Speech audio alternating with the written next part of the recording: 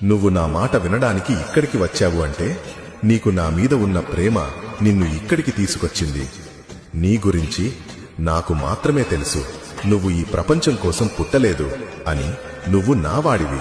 నేను నా అనుకున్న వాళ్ళని సుఖాల్లో ముంచుతాననుకున్నావా?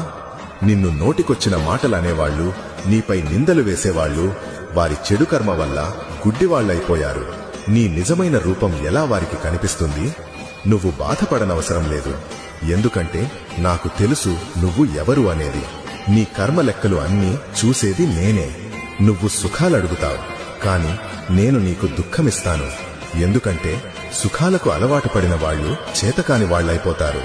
దుఃఖంలో కూడా పోరాడేవాడు ఎలా ఉన్నా దేన్నైనా సరే ఎదురించగలడు. ఎలాంటి కష్టాన్నైనా సరే ఎదురించేలా నిన్ను మార్చాలి అనుకున్నాను నేను.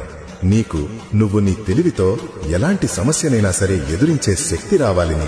నీకు అపారమైన తెలివితేటలు ఉన్నాయి, కాని నువ్వు గుర్తించట్లేదు. ఇప్పటికైనా గుర్తించు. నువ్వనుకుంటావు కదా, ఎందుకు నాన్న నా సంతోషం లాగేసుకుంటున్నావు అని. జీవితం నవ్వులతో కాదు, భక్తితో జీవించాలి. కాబట్టి అప్పుడే ప్రశాంతత నీ దరికి వస్తుంది. నువ్వంటావు, ఎందుకు నాన్న నేను కోరుకున్న వాళ్లు నాకు దూరమవుతున్నారు అని.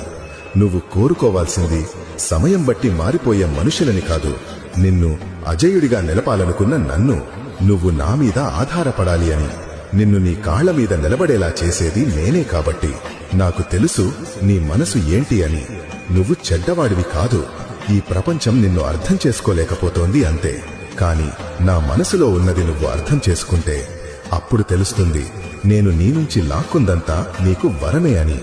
గుర్తుపెట్టుకో, అందరూ నిన్ను చెడ్డవాడివి అన్నా సరే నాకు తెలుసు నువ్వు ఎంత నిర్మలమైన మనసు ఉన్నవాడివి అని.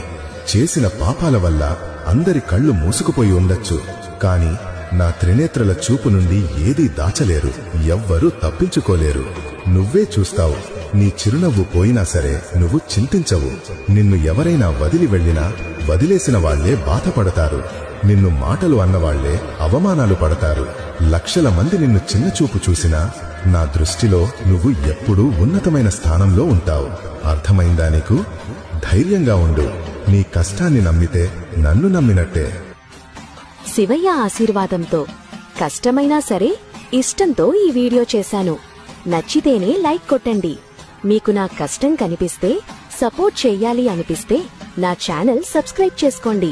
బలవంతంగా అయితే వద్దు. మీకు అర్థమైందా?